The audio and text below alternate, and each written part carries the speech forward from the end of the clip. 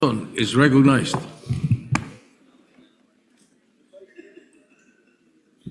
Thank you, Mr. President. Mr. President, distinguished Majority Leader, thank you for allowing me to have the floor on a matter of personal and collective privilege. Much as I would like to abide by the elders, what my elders had taught me, that, and I quote, silence is the best response to nonsense. I'm constrained to take the floor to set the record straight and correct the prevarications spewed on this very floor by one of our colleagues, namely Senator Rodante Marcoleta. While in his two recent privilege speeches, he mostly referred to this representation as the BRC chairman, in my manifestation today, I will refer to him by his name. Like on many past occasions, I could have effortlessly dismissed Senator Marcoleta's statements as I refuse to dignify his ego-driven provocations. But when the attacks shift from professional to obsessively personal, I must shut the whole political circus down, firmly, completely, and without ambiguity.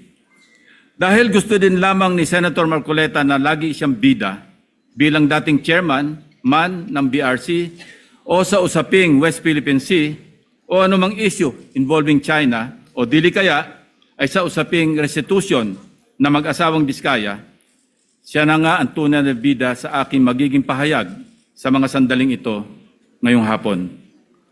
Memory is short, Mr. President. With that said, and with your indulgence, let me refresh our memory on the historical background of the animosities, or shall I say, why the gentleman from Tarlac and Pampanga, Senator Rodante Marcoleta, has become so obsessed with tagging and bad-mouthing this representation, as he has become obsessed with defending China in many fora, like in the confirmation hearing of 35 senior officers of the Armed Forces of the Philippines, but especially when he interpolated our distinguished colleague from the majority bloc, Senator Francis Kiko Pangilinan, when he sponsored and defended Senate Resolution number 37 last February 2. So obsessed that he had to resort to rigorous stalking of all my interviews and social media updates, nitpicking from every statement I uttered, and tricking this august chamber to cry foul, armed with nothing but his draining litany. Since Senator Marcoleta apparently knows every word I say in my media interviews and every move I make in this chamber, napilitan akong balikan ang napakaraming pagkakataon na ako ay naging paksa ng kanyang mga personal na atake. Perhaps, Mr. President, it started when this representation inquired about Senator Marcoleta's hilaw interpretation of Senate rules relative to his motion to dismiss in the impeachment case against Vice President Sara Duterte last year. Thus, on August 6, 2025, I manifested my inquiry regarding Senator Marcoleta's arguments calling for the dismissal of the impeachment case against Vice President Sara Duterte using Section 135 of the Senate rules. I highlighted that nowhere in our rules can we find a provision on a motion to dismiss, nor is there a suppletory application of the rules of court and other references like the Riddick's Manual, etc., to accommodate such a motion. I merely raised a parliamentary inquiry into how we can deal with the said motion to dismiss an impeachment case, given that we were then constituted as a legislative body in plenary session and not as an impeachment court. It was supposed to be a simple parliamentary inquiry from what I considered then, and I quote, medyo hilaw na interpretation ng ating Honorable Marcoleta, unquote. Ewan ko, Mr. President, simula nang nasopla ko si Senator Marcoleta sa floor, ay tila nagtanim na siya ng poot sa kanyang dibdib. On August 20, 2025, I delivered my first privilege speech entitled Flooded Gates of Corruption to bring to the attention of the Senate and the Filipino people the syndicated corruption in the implementation of flood control projects. Pinaghirapan ko at ng aking team na buuin ang aming mga findings upang maisapubliko ang mga anomalya sa flood control na makakatulong sana sa sinasagawang inquiry in aid of legislation ng Blue Ribbon Committee na noon ay kanya pang pinamumunuan. Ang hindi ko inaasahan, minasama pa ito ni Senator Marcoleta sa pamamagitan ng kanyang TV program noong August 29, 2025. Panoorin po natin ang mga portions ng video.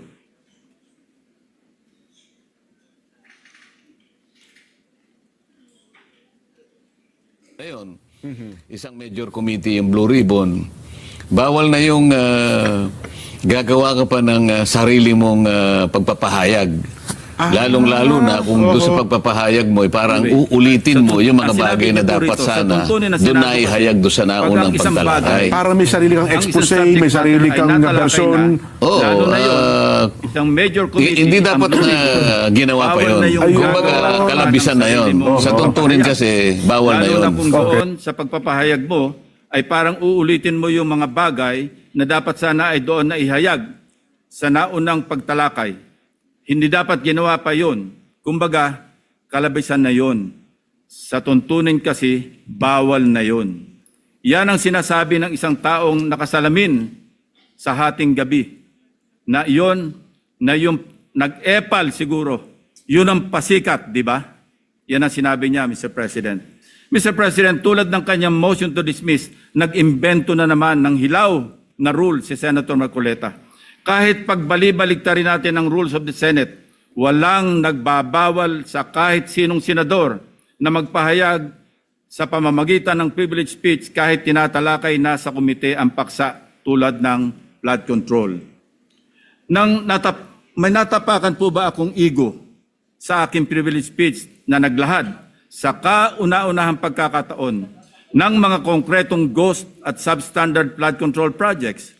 May nasagasaan po ba akong pride sa pagpapangalan sa mga sangkot sa anomalya na sina Bryce Hernandez, Henry Alcantara at iba pang personalidad sa kauna-unahang pagkakataon? If yes, I refuse to apologize and feed on Senator Marcoleta's ego and pride. On September 9 last year, after the leadership change and subsequent reorganization of Senate committees, including the Blue Ribbon Committee with me as its chairman, hindi na lalo nakamove on si Senator Marcoleta. I was met with a barrage of undue criticisms by the former chairman, Senator Marcoleta. Much of it characterized by a profound lack of respect for both this representation and the Blue Ribbon Committee. During the 23 September 2025 public hearing of the Blue Ribbon Committee, Senator Marcoleta disrupted the proceedings when he raised what he called a prejudicial question on my impartiality as the chairman, following a media interview where I simply answered a question about which among the source persons, in my opinion, between his favorite Diskaya couple and Bryce Hernandez of the famed BGC Boys appeared more credible. Siguro, nakakalimutan na ni Senator Marcoleta ang cases assigned for reading nung nasa law school pa siya. The Supreme Court in the case of Berbari versus Honorable Pedro Concepcion, GR number 16189, February 26, 1920, the court explained that, and I quote, prejudicial question is understood in law to be that which must precede the criminal action, that which requires a decision before a final judgment is rendered in the principal action with which said question is closely connected. Not all previous questions are prejudicial, although all prejudicial questions are necessarily previous. Hindi ko na nga siya pinatulan sa issue na yon para hindi ma-disrupt ang pagdinig kahit mali-mali dahil sa pagsasaalang-alang sa kanya bilang isang abogado na dapat ay alam niyang applicable lamang ang prejudicial question sa mga criminal cases. Well, dapat. He exposed his ignorance as a member of the bar particularly on the revised rules on criminal procedure, even as he invoked the issue of impartiality at the top of his voice and out of order and decorum, continuously interrupting the chairman and everybody else, while shamelessly appearing to act as counsel for the Diskaya couple, without even disclosing before the committee members that one of his family members was an independent director of insurance companies that provided bonds for contractors owned by the 207 billion peso flood control contractors, Curly and Sara Diskaya. Being a non-lawyer, Mr. President, I hate lecturing a lawyer, no matter how low he ranks among his fellow members of the bar, if I may borrow the words of former senior Associate Justice, Supreme Court Associate Justice Antonio Carpio. Since he is now asking for it, I also thought, as lawmakers, we may as well be educated in this regard. So let me state for the record the following. Under Rule 111, Prosecution of Civil Action, Section 7 of the Revised Rules on Criminal Procedure, the elements of a prejudicial question are A, the previously instituted civil action involved an issue similar or intimately related to the issue raised in the subsequent criminal action, and B, the resolution of such issue determines whether or not the criminal action may proceed. Kung may napansin ang mga manonood, ito ang naging asal ni Senator Marcoleta, which begged the question, why is Senator Marcoleta so protective of the Diskayas? This inquiry remains valid and grounded, and I can show you from the many, many occasions he stood for in support of the Diskayas. Let us watch.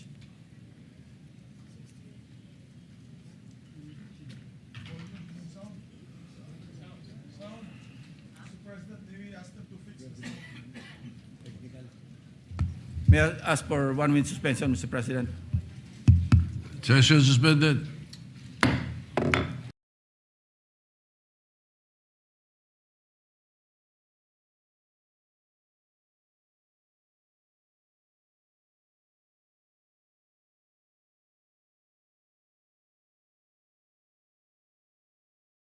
Continue.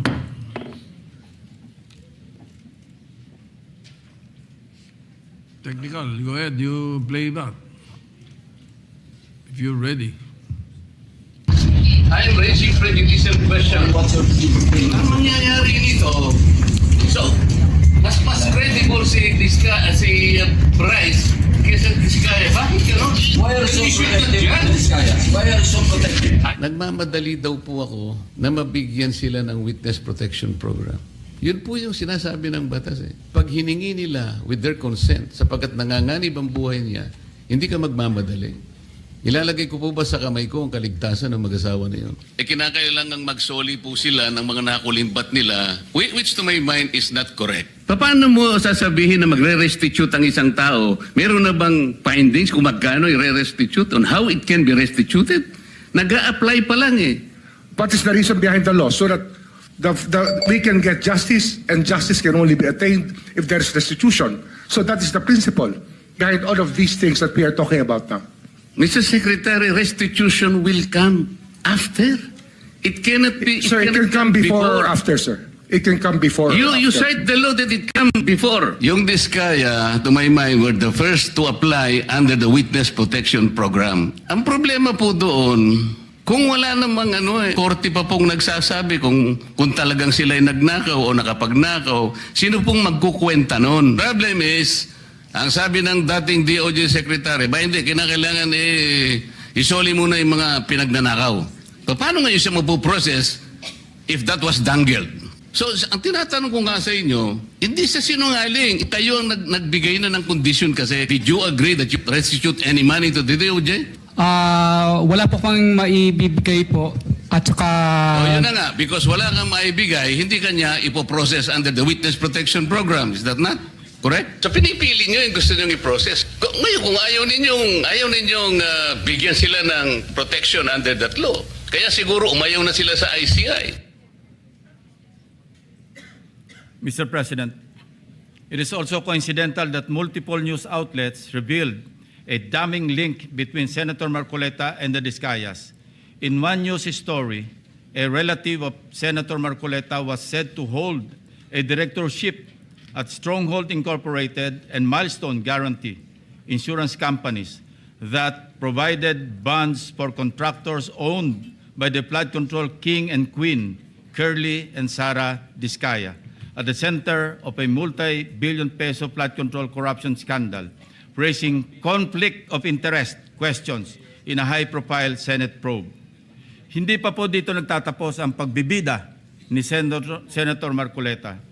Noong September 25, 2025, nagpresenta si Senator Marcoleta ng surprise witness sa katauhan ni Mr. Orly Gutesa. As chairman, I did not raise any objection to members like him introducing surprise witnesses during the proceedings at that time, as long as it can help in unearthing the truth behind the flood control mess, including and most importantly, exposing the masterminds if evidence warrants. Gayunpaman, hindi pa man tapos ang araw, pumalag na sa media ang sinasabing nakapirma sa notary public na si Attorney Pechi Espera. Nakalaunan ay naging kasalanan ko pa din sa paningin ni Senator Marcoleta. Hindi po ang Senado ang nag-iimbestiga at nagbigay ng hatol na forged ang notaryo ni Gutesa. Mismong ang Branch 18 ng Regional Trial Court ng Manila ang nag-imbestiga. Independent yon sa Senado. Sa halip na tanggapin, galit pa sa resulta ng kaso dahil hindi naaayon sa gusto niyang kalalabasan ng investigasyon. Asal bida talaga. Ang matindi pa, nanakot pa na magsasampa ng kaso laban sa judge at abogado. Again, style bida. Pa-victim effect pa po masyado na parang bida sa pelikula. Mr. President, ang kwento pa, ako daw ang nagpapahiwatig na tinuturuan o kinocoach niya si Gutesa sa bahaging ito ng pagdinig. Mr. President, sa obserbasyon ng napakaraming nanonood, tila baga tinuturuan niya kung anong pahina. Page 20 nga daw ang basahin. Sa kamalasan niya, nagkataon na putol pala ang kopya ng affidavit ni Gutesa. Kung todo, tinayuan pa niya para ibigay ang kanyang kopya na parang bida sa eksena. Nakakalimutan yata ni Senator Marcoleta na naka-live TV coverage ang pagdinig, kaya walang pakundangan at walang kahihiyan sa inasal niya. Kaya nga kitang-kita, pati si Henry Alcantara tawang-tawa. Nakalimot din sandali na hindi pa siya state witness noong nag-testify si Gutesa. Let us watch the actual video dahil baka sabihin na naman niya nag-splice kami ng video. Let's watch. Nasabing basura, ito, Merong napuputol sa binabasa mo eh. Huwag kang magmadali. Huwag kang magmadali. naputol na, Ulitin mo yung paragraph 20. wala na akong, hindi ko makita na putol na siya.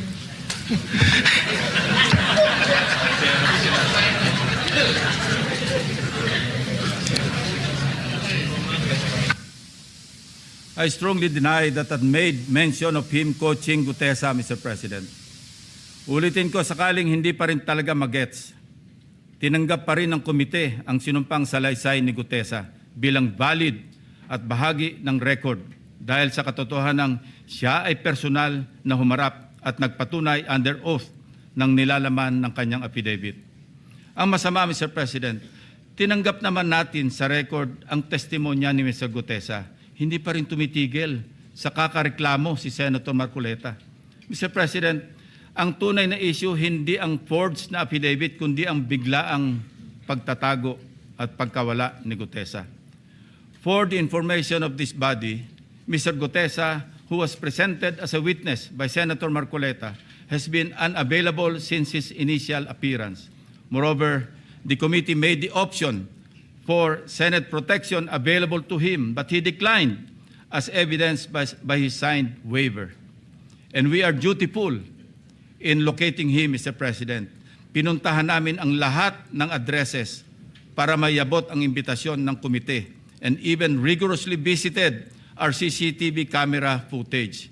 Again, displaying his obsessiveness for the nth time, Senator Marcoleta even lambasted me by implying that I was surveilling his office. Galit na galit.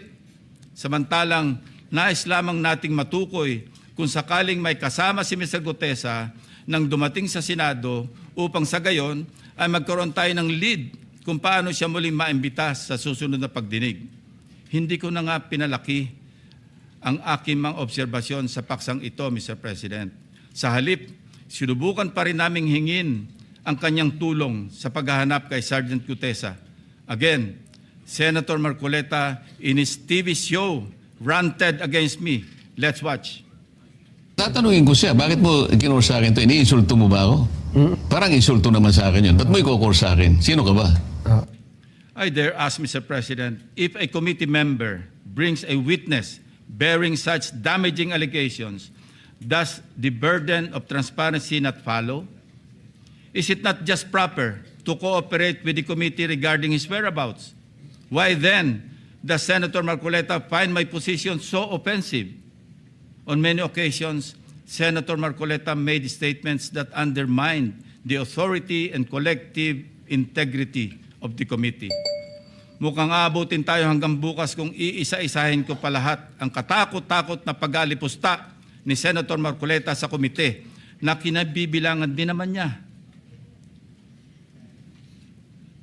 He continued the same litany in his speech yesterday, Mr. President. Let me count and rebut it once and for all. 1. On the release of the minority report. Tahasang pinagmamalaki ni Senator Marcoleta ang minority report for the lack of better term, he said, na kanyang nilabas noong December 10, 2025, na siya ring naging paksa ng kanyang litanya kahapon. For his information, I wish to underscore a part of Section 22 of the Senate Rules shown on the screen, which states that, and I quote, concurring and dissenting reports may likewise be made by the members who do not sign the majority report within 72 hours from the approval of the report. Napakalinaw naman po, Mr. President. Concurring and dissenting reports may be made 72 hours after the committee report has been approved by the majority vote of all its members. Siya na nga itong gawa ng mga bagay na wala naman sa alituntunin ng Senado. Pagkatapos, ako ang pagbibintangan niya na epal.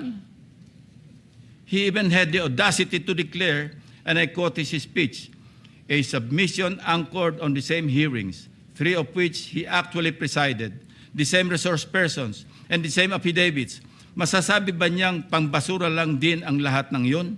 At this point, Senator Marcoleta must know that rhetorical fallacies do not amuse me, Mr. President. If the release of this so-called minority report and its contents did not amount to a direct affront to the chairman and to the committee as a collegial body, then I'm not sure what is. May I also emphasize, Mr. President, that this same report brazenly stated that, and I quote, the BRC, Blue Ribbon Committee, cannot and should no longer compete with the National Prosecution Services and eventually the judiciary in finally disposing of these cases, unquote. Clearly implying that the committee must conclude its proceedings. Mr. President, sino ba siya para pangunahan ang chairman at ang mayorya na miyembro ng committee? Wala sa lugar, wala sa hulog. Saganang akin lang din naman, kagulat-gulat po ba ang naging reaksyon ng representasyon na ito na walang lugar ang ulat na yan kundi sa basurahan? Kayo na ang humusga, Mr. President. Number 2, let us go to the BRC draft partial committee report na pinamahagi ng komite noon pang ika-11 ng Pebrero nitong taon, na sa mismong araw na ito ay 1 buwan na ang nakakalipas, na siyempre ay laman din ng only reklamo ni Senator Marcoleta. Anya, ang natanggap ng kanyang opisina ay isang PDF file or document na may watermark ng bawat opisina na nakatanggap nito na wala man lang daw pirma ng chairman ng komite.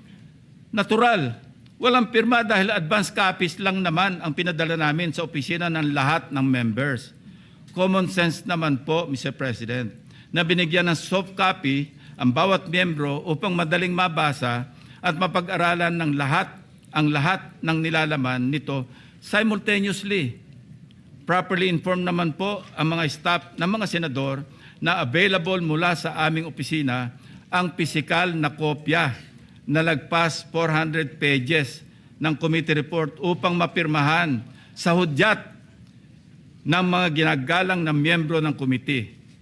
Ang ating inisyatibo upang pabilisin ang tamang proseso ay talagang masama pa rin sa paningin ni Senator Marcoleta. Tulad ng ginagawa din naman ng ibang miyembro ng komite, panay din ang follow-up namin sa kanyang opisina na kung nais na ba niyang pumirma sa printed copy ng report. Kahit ay dissent remark ay wala siyang ginawa. Bakit ngayon ay maghahanap siya ng Blue Ribbon Committee report na nakatenga sa kanyang opisina nung 1 buwan pa? Incidentally, as of yesterday, only Senator Bam Aquino has affixed his signature on the partial committee report. It goes without saying that I respect each and every member's decision when they will sign the report, if at all. What I despise is Senator Marcoleta's audacity to lie about his inability to sign the same by citing an untruthful reason for not signing, Mr. President. Number 3, pinipilit niya rin na ilabas ko ang listahan ng 67 contractors. He said in his speech, and I quote, in his press release dated August 10, 2025, posted on the Senate website, the BRC chairman disclosed that House members called him and that he had a list of 67 congressmen who are contractors. Yet, he did not summon them to any BRC hearing. Why did he not name them to be fair to the rest of the members of the House of Representatives? Ito po ang tunay na splice, Mr. President. Kung babasahin lang po ni Ginoong Marcoleta ang susunod na sentence, malinaw na malinaw po ito. And I'd like to paraphrase. Lacson clarified that he merely asked a congressman friend from the lower house and that, again I quote, I chuckled and said, I don't have a list. Ulitin ko po, noon at hanggang ngayon, kahit ipagpilitan at isplice ng kung sino, wala akong listahan at wala akong sinasabing may hawak akong listahan ng mga tinuguroang contractors. Wala akong pangalan. Alam mo yung 67 na contractors na naging congressmen or yung congressmen contractors, nakuha ko yan sa isang member ng House noong kasisimula pa lamang ng 19th Congress 2022. Number 4, madiin din po ang pag-question ni Senator Marcoleta sa interparliamentary courtesy. He said, and I quote, this doctrine, Mr. President, which is not even part of our rules, is not absolute. And then he added, if anything, those who occupy the highest offices in the government must be the first to answer, not the last to be asked, unquote. Senator Marcoleta even mentioned, again, and I quote, the members of Congress have no immunity from investigation, subpoena, or public scrutiny, unquote. Mr. President, hypothetically, if the House of Representatives initiates an investigation on Senator Marcoleta's statements of contributions and expenditures, or SOSE, over an alleged discrepancy, would the Honorable Senator stand by his position to disregard interparliamentary courtesy? If his former colleagues were to issue a subpoena, a show cause order, or even a warrant of arrest, would he still argue about the relevance of interparliamentary courtesy? Ito po ang tunay na hypothetical question, Mr. President.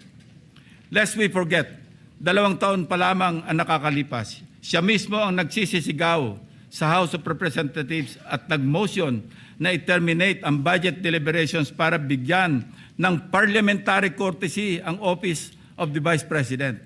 In his words, Mr. President, Parliamentary procedures, Madam Chair, grow from or are enriched by traditions, experiences, and precedents.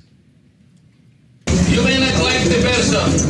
You cannot claim my presence here, but you have to respect the office of the Vice President. That is all. Because that is guided by the tradition. Kahapon po, kagaya po na sinabi nila, wala nang pinagtanong sa office of the President. And that is correct. That is in line with that tradition. Such hypocrisy, such double standard, such a farce that does not dignify an answer, Mr. President. Incidentally, since I mentioned the SOSE case with the COMELEC in violation of the Omnibus Election Code, kung ninanais ko lamang na ipahamak siya, ay naghain na sana po ako ng Senate resolution calling for an inquiry in aid of legislation para ipatawag ang mga COMELEC officials upang ipaliwanag bakit masyadong delayed ang usaping ito. When the issue of Senator Marcoleta's failure to disclose his campaign contributors in his sources surfaced, our dear colleague tried to clarify the matter. In fact, during his own show, Saganang Mamamayan, dated November 8, 2025, he made the following disclosure. Please watch. Nelson, alam mo, mga kaibigan ko, nagbigay sa akin talaga. Alam mo, pakiusap lang nila. Isa lang. Tanggapin mo ang tulong namin sa'yo. Okay. Congressman ako noon, Kong, kami po ay naniniwala na karapat dapat kang makarating sa Senado. Tanggapin mo ang lagang to. Marami sila. Isa lang ang kanilang pakiusap sa akin. Ano po yun? Eh sana wag mo na kaming i-disclose ang identity. Ngayon, kapag ka naglagay ako ng figure sa contribution, mapipilitan akong mag-disclose ng pangalan nila. Alam mo kung bakit? Merong kaakibat na kung tawagin ay deed of acceptance of donation. Paano yun kako? Contribution to eh. Hindi, sabi niya, binigay ko nga sa'yo, contribution, pero utang na loob mo sa akin yan. Ituring mo na lang na utang, sabi niya, di ba? Loan. But when he was issued a show cause order by the COMELEC, he tried to backtrack on his arguments by saying that he received those contributions when he was not yet a candidate, as defined by the decision of the Supreme Court. I guess Senator Marcoleta and his legal team thought they were being smart by being technical about when these contributions were made. Pero nakakatawa, Mr. President, ay wala nang mas lilinaw pa sa sariling pag-amin ni Senator Marcoleta. Tumanggap siya ng pera para magkaroon siya ng utang na loob sa mga taong yon. Isang maliwanag na admission against interest, ang sabi nga ng mga abogado. Bilang isang abogado, dapat alam ni Senator Marcoleta na dahil dito ay shoot siya sa balde sa kasong indirect bribery under Article 211 ng Revised Penal Code dahil member siya ng House of Representatives ng panahon na yon. Maliwanag sa batas na krimen sa mga public officials na tumanggap ng pera o gift by reason of their office kahit walang pangako na particular act or omission sa nagbigay ng pera. Bakit nga ba hanggang ngayon ay hindi pa rin nilalabas ng COMELEC ang resolution ng SOSE case ni Senator Marcoleta? Number 4, as for Mr. Saldico, let me state this plainly. 2 beses nating siyang naimbitahan para personal na humarap at personal na mag-testify sa komite. He needs to appear and substantiate the statements he posted on his Facebook account. Twice, he refused, citing medical and security reasons. Dahil sa bigat at seryosong aligasyon kanyang binitiwan, hindi maaaring pahintulutan ng komiting ito na manatiling nakabitin ang mga akusasyon na hindi siya humaharap at nanunumpa sa harap ng kapulungang ito. Sa katunayan, ako pa mismo ang nagmungkahi sa ating chat group na payagan siya magtestigo sa mula sa Philippine Embassy kung saan man siya naroroon. Gayunpaman, pinarating ni Senator Ronald Bato de la Rosa mismo ang kanyang apprehension sa suhestyong ito sa pamamagitan ng kanyang text message. Nais ko rin bigyan diin, Ginoong Pangulo, nang diskusyong yon ay nangyari bago pa man ilabas sa social media ni Saldico ang kanyang mga aligasyon. Panghuli, tungkol sa isyu ng apostille. Ang isang apostille affidavit ay hindi kailanman maaaring maging alternatibo sa personal appearance. Hindi ito mapapalitan ng direct testimony at lalong hindi dito mapapalitan ang tungkulin ng isang saksi na harapin ang komite, sagutin ang mga katanungan at sumailalim sa masusing pagsusuri. Kung handa si Saldico na magbitiw ng mga seryosong akusasyon sa publiko, dapat ay handa rin siyang humarap sa atin at panindigan ang mga alegasyong iyon sa ilalim ng sumpa. Ikalima, sa kanyang akusasyon sa representasyon ito kaugnay ni Congressman or former Speaker Martin Romualdez. Kung binasa lamang po ni Senator Marcoleta ang partial committee report, makikita po niya na nakapaloob na doon ang lahat ng nais niyang ipahayag. Kung hindi man higit pa, rekomendasyon para sa fact-finding investigation, AMLAC bank inquiry, and filing of freeze order petitions are for future. Kung napakarami pa niyang gustong ipaglaban at paimbestigahan, bakit siya rin ang nagsabi sa kanyang minority report na dapat tapusin na ang pagdinig? Kung sa bagay, kung mayroong isang bagay na consistent si Senator Marcoleta, ito ay ang pagiging inconsistent sa kanyang mga pinagsasasabi.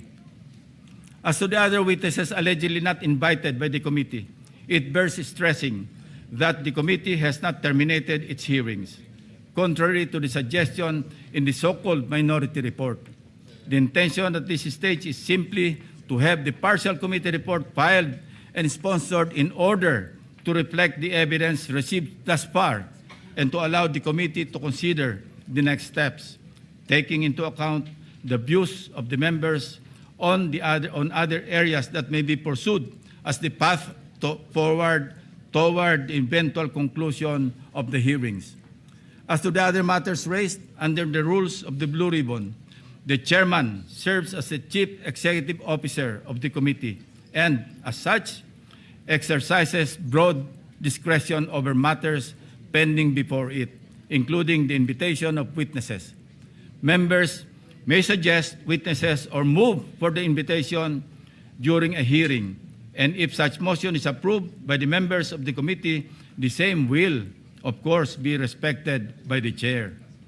Pang-anim, sa kawalang kamatayang i-give up ang KIG remark na umabot din sa isang full privilege speech upang ipangalandakan na ako ay nasa likod ng pag-splice ng kanyang video upang siya ay siraan. His statement, and I quote, verbatim, Mr. President, ang gawin natin po para madali, i-give up natin ang KIG. Then, mako-coordinate na natin lahat, unquote. Is that merely suggestive, Mr. President? Ito ay kasing kintab ng bumbunan na nasinagan ng tirik na araw sa tanghalin tapat, Mr. President. Sapat na ang kanyang hindi matapos-tapos na paliwanag na kesyo hypothetical daw, kesyo joke lang daw, ayon sa kanyang mga pahayag at kalaunan ay gusto pa niya amyendahan o i-correct ang journal ng Committee on National Defense of the Commission on Appointments. Mag-ingat po tayo rito, Mr. President, sa kanyang gusto mangyari. Your Honor, being the chairman of the Commission on Appointments and some of us here as members, we must study diligently the legal implications of Senator Marcoleta's motion now pending before the Commission on Appointments. Anyway, going back to his i-give up natin yung KIG statement na in-splice ko daw, na marin kong pinabubulaanan, ang masasabi ko bilang analogy sa kanyang sitwasyon ay ganito. When one looks the same as when he does before going to bed at night, how can there be splicing? Inversely, Mr. President, when one looks different going to work during daytime from before going to bed at night, that's when splicing becomes evident. Matanong ko lang po, sino ngayon ang magaling mag-splice, Mr. President? Hindi ko kasalanan ng mga salitang nagmula sa sarili niyang bibig. May tawag nga dito ang mga Gen Z, classic case of gaslighting. Number 7, sangkatutak na ang mga pahayag ni Senator Marcoleta na napakalinaw na hindi pumapabor sa ating pambansang interes. Sangkatutak na rin ang mga nagbigay ng kanilang mga negatibong reaksyon. Ngunit sa hulit-huli, ako pa rin ang sinisisi ni Senator Marcoleta. He even went far beyond by debunking and undermining the historical facts about Tomas Cloma. Senator Marcoleta said, I was all wrong when I said that this Pratt list was discovered and consequently occupied and owned by lawyer and businessman Tomas Cloma, citing the principle of terra nullius or res nullius. It was for him a historical distortion. Curiously, Mr. President, these narratives align with those of the Chinese narratives, plucked directly from the People's Republic of China's Ministry of Foreign Affairs official website, Mr. President. Let's show the slides.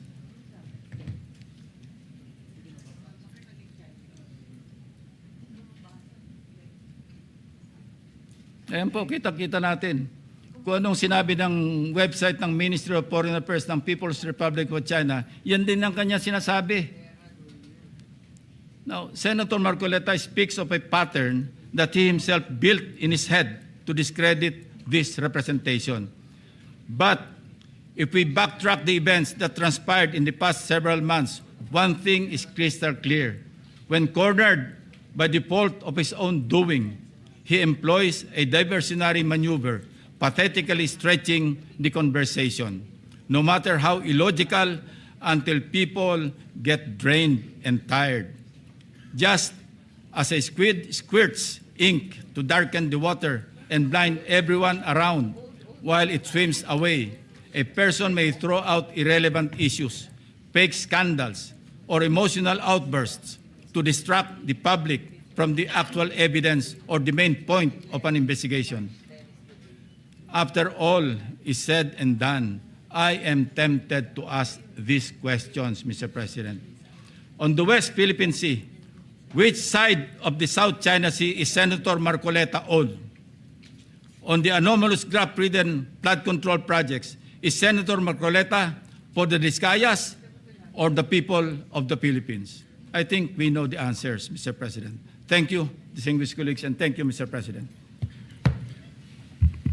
Majority Leader.